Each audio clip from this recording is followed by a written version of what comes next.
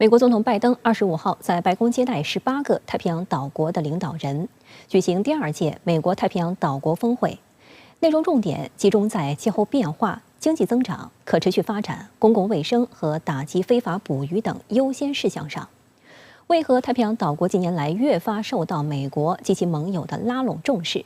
南太岛国又是如何看待本区域内的大国博弈？来看详细分析。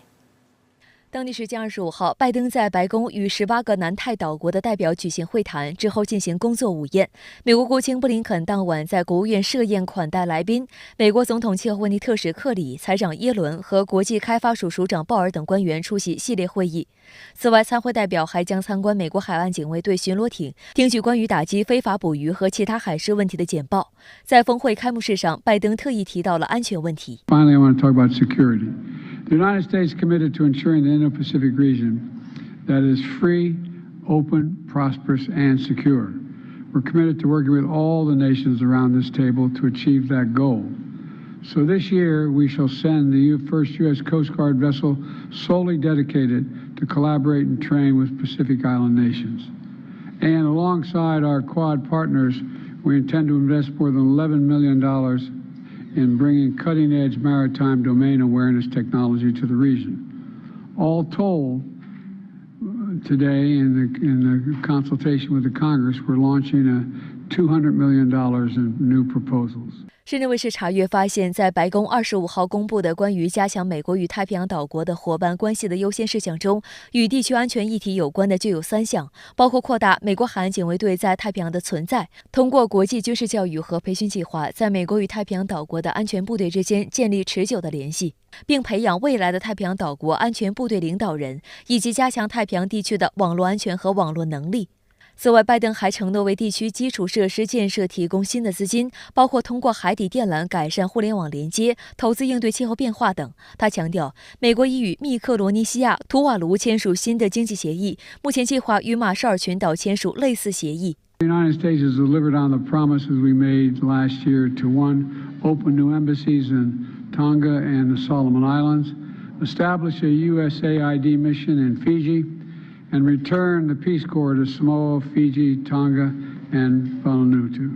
路透社的评论指出，与太平洋岛国领导人的峰会是美国魅力攻势的一部分，旨在抗衡中国在被美视作后院的太平洋战略地区的影响力。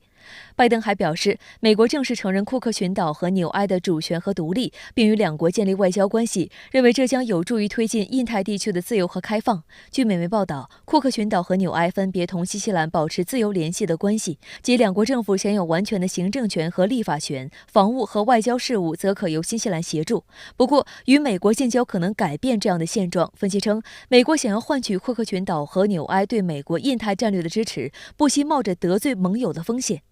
值得注意的是，中国分别在1997年和2007年同库克群岛及纽埃建交，并同两国建立了相互尊重、共同发展的全面战略伙伴关系。南太这些国家的话，地缘位置是极为重要的，而且甚至有些是把守着第2岛链的这个是要冲的位置。那我们看到，如果要想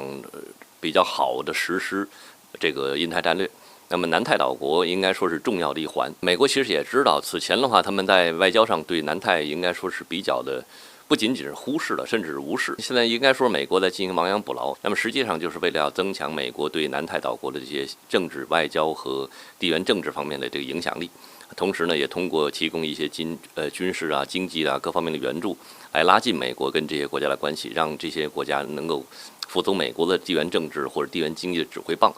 其实主要目的是为了针对中国。实际上，并非所有的太平洋岛国都愿意配合美国。此前，瓦努阿图总理基尔曼、所罗门群岛总理索加瓦雷就接连宣布将缺席此次峰会，让白宫感到失望。瓦努阿图总理办公室表示，不出席的原因是瓦努阿图议会当天将举行针对前总理卡尔萨考的不信任投票，所有议员都要到会。所罗门群岛的政府官员则透露，索加瓦雷是因国内事务无法参加峰会，白宫的邀请是在相关事务确定之后才发出的。有外媒直言，索加瓦雷的缺席让拜登政府举办的太平洋峰会遭遇挫折。外界注意到，就在本月22号，索加瓦雷还出席了在纽约举行的第78届联合国大会一般性辩论并发言。当时他高度赞赏了所罗门群岛与中国的合作。从去年9月份的第一次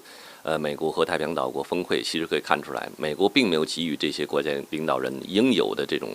尊重或者是礼遇。所以很多国家其实也是愤懑满胸的，尤其所罗门群岛，甚至因为跟中国的关系日益的走近，遭到了美国或者是澳大利亚这些国家的这种打压、胁迫，甚至是这种警告。这应该说，这些国家领导人其实所谓叫寒天饮冰水，点滴在心头。那么很多国家事实上觉得，我与其去美国受不到应有的尊重，甚至一定的屈辱，我何必去给你美国捧这个场？二来的话，你美国能不能端出真金白银来，或者说有实际的政策牛肉，让这些岛国从中能够真正获益，而不是仅仅去沦为美国的一个战略竞争的这个棋子。很多国家也是对此是心存疑虑的。近年来，中国与太平洋岛国的合作成果丰硕，已成为南合作、互利共赢的典范。然而，美国长期把太平洋岛国当成自家后院和势力范围，容不得后者自主选择合作伙伴，于是，一边加紧在南太地区布局，一边大肆抹黑中国同太平洋岛国的合作。在去年9月举行的首届美国太平洋岛国峰会上，拜登政府宣称要帮助后者避免中国所谓的经济胁迫，还宣布为太平洋岛国提供超过8.1亿美元的额外援助资金，希望拉近与岛国的关系。但美国国会至今尚未批准相关资金。今年5月，拜登却因国内提高债务上限问题焦头烂额，临时放鸽子，取消了此前大肆宣传的对太平洋岛国的历史性访问。在25号的峰会上，拜登专门为此事致歉。I want to apologize again for not being able to join you in Papua New Guinea this past May. The place holds a special meaning. 分析认为，从拜登放鸽子到资金不到位，都可以看出，美国对这一地区的重视程度依旧有限，口惠而实不至的态度才是美方经常上演的戏码。美国只是用这些关注和所谓资金支持作为吸引南太岛国与美国合作的诱饵。美国总统太平洋岛国谈判特使尹如上此前就已经承认，军事战略才是美国想维持在该地区影响力的主要动机。相关话题来连线特约评论员陈冰。陈先生您好。拜登在白宫接待了18个太平洋岛国的领导人，那您觉得美国为什么要极力拉拢南太岛国？中美对南太岛国的策略有何不同呢？主持人好，美国拉拢太平洋岛国主要的目的呢，不在于拜登所谓的建设一个美好的世界，而在于建立地缘战略前线，以阻止中国的影响力。这就是为什么呢？过去几十年啊，美国忽视太平洋岛国，不承认有些国家的主权，连大使馆都不设立的原因。美国拉拢太平洋岛国呢，第一要着手经营第二岛链防护网，能够封锁中国的海上贸易通道，阻止中国的一带一路延伸到南太岛国。第二呢，是要把第二岛链打造成美国本土防御前线的最前沿。第二岛链呢，就是指关岛、澳大利亚、新西兰、南太岛国一线。美国近年来之所以拉拢太平洋岛国，主要呢是中国经济和军事影响力已突破了第一岛链，向第二岛链延伸。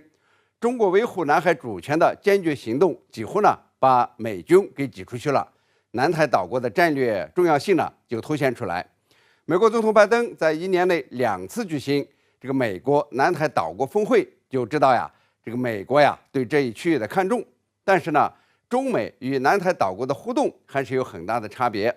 中国呢是实打实的予以经济和安全支持，始终本着互相宗助、互利共赢的态度，与南太岛国共谋发展。那么从上世纪70年代以来，中国向这些岛国呢投入了近500个项目，帮助建设了道路、桥梁、码头等重要的基础设施，培养各类人才约1万人次，向8个建交岛国呢派出了医疗队，惠及数十万岛国民众。1992年至2021年，中国呢同建交岛国贸易额年均增长13%，扩大了30多倍。那美国呢，基本上是口惠而实不至。比如说，拜登去年在美国南太岛国峰会上宣布，美国呢要对太平洋岛国提供超过8.1亿美元的额外援助计划。但是到现在美国在这一区域开设了新的大使馆和国际开发署办事处，但是呢，美国国会尚未批准这笔资金。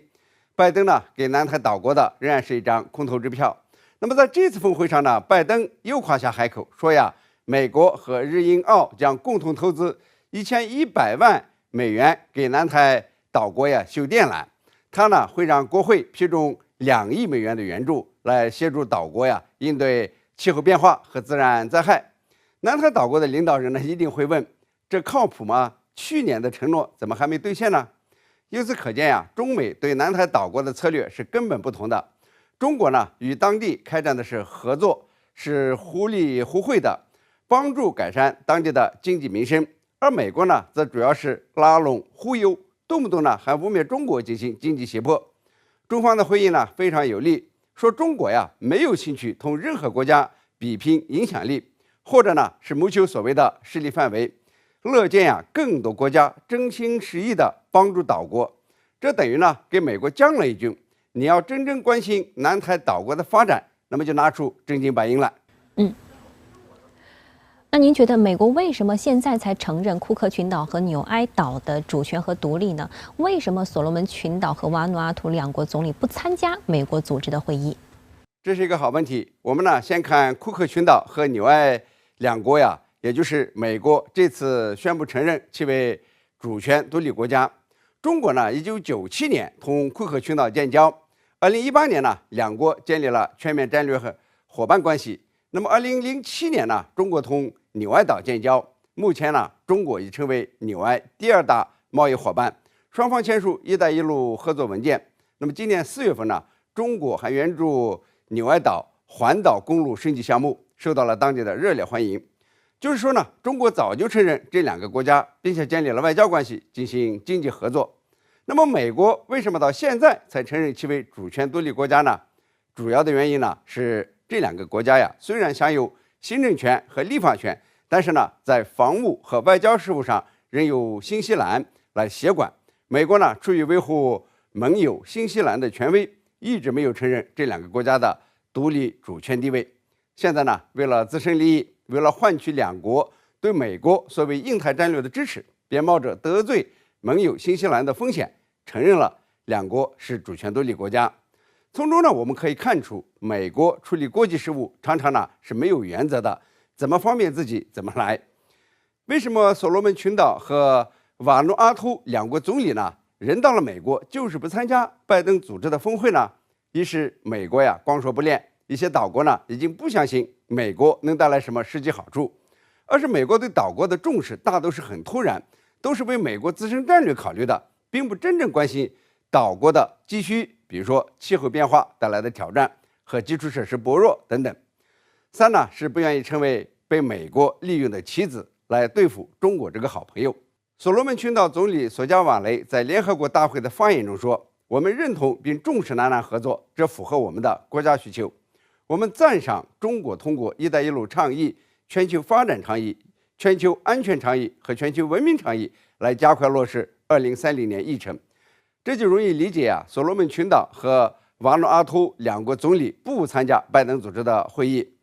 被看作呢是美国遭遇了挫折，华盛顿分化南台岛国挨了一记耳光。